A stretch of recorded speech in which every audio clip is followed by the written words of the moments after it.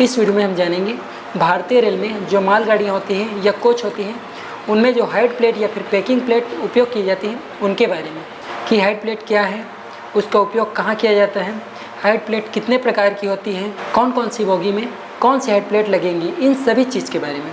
तो चलिए शुरू करते हैं। मैं हूँ हरीश और आप देख रहे हैं रेलवे नॉलेज।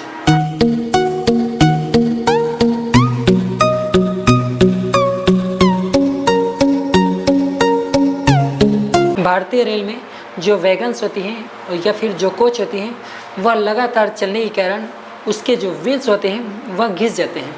तो उसके घिसने के कारण उसकी हाइट में कमी आ जाती है।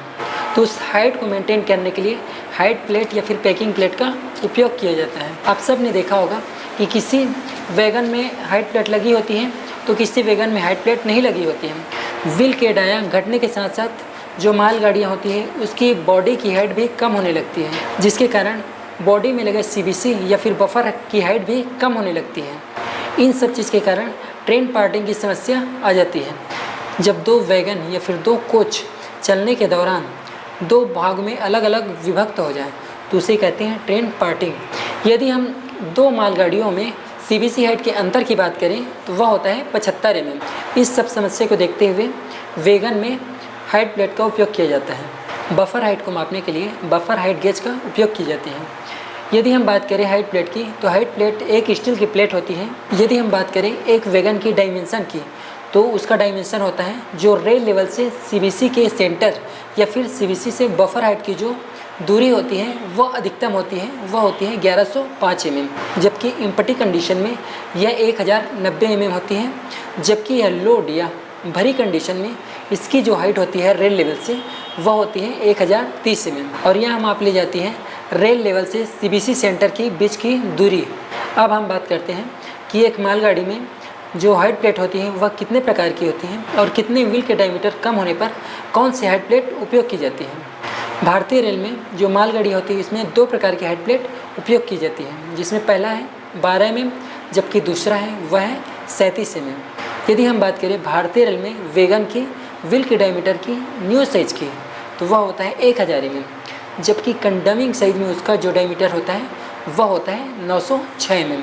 906 mm के बाद व्हील को कंडम कर दिया जाता है। मालगाड़ियों में जो ट्रॉली लगी होती है या फिर जो बोगियाँ लगी होती हैं उसके अनुसार अलग अलग बोगी में अलग अलग प्रकार की हाइट प्लेट उपयोग की जाती है। तो आइए देखते हैं। पहले नंबर पर बात करेंगे हम कैसनव 22 WM, कैसनव 22 NL, कैसनव 22 NLV और कैसनव 22 NLM और कैसनव 22 HS। तो यदि व्हील का डायमीटर 1000 mm से 955 mm के बीच होता है तो उसमें किसी भी प्रकार की हाइट प्लेट की उपयोग नहीं की जाती है।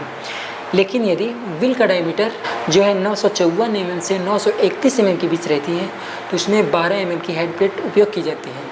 इसी प्रकार यदि व्हील का डायमीटर 930 mm से 906 mm के बीच होती है तो उसमें 37 mm की हाइट प्लेट की उपयोग की जाती है। इसी प्रकार हम दूसरे ट्रॉली की बात करते हैं तो वो है कैसनव 22 W। इसमें अगर व्हील का डायमीटर 1000 mm से 949 mm के बीच रहती है तो इसमें किसी भी प्रकार की हाइट प्लेट की उपयोग नहीं की जाती है। जबकि व्हील का डायमीटर 948 mm से 925 mm के बीच होती है तो इसमें 12 mm की हाइट प्लेट उपयोग की जाती है। यदि व्हील का डायमीटर 924 mm से 906 mm के बीच होती है तो उसमें 37 mm की हाइट प्लेट उपयोग की जाती है। इसी तरह हम अगले ट्रॉली की बात करते हैं जो है कैसनव 22 WR। तो इसमें जब व्हील का डायमीटर 1000 mm से 911 mm के बीच होती है तो किसी भी प्रकार की हाइट प्लेट की उपयोग नहीं की जाती है। लेकिन यदि व्हील का डायमीटर 910 mm से 906 mm के बीच होती है तो इसमें 12 mm की हाइट प्लेट उपयोग की जाती है। कैसनव 22 WR में 37 mm की हाइट प्लेट की उपयोग नहीं की जाती है।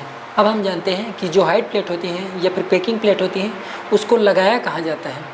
तो 12 mm की जो हाइट प्लेट होती है उसको लगाया जाता है एडाप्टर और EM पैड के बीच में।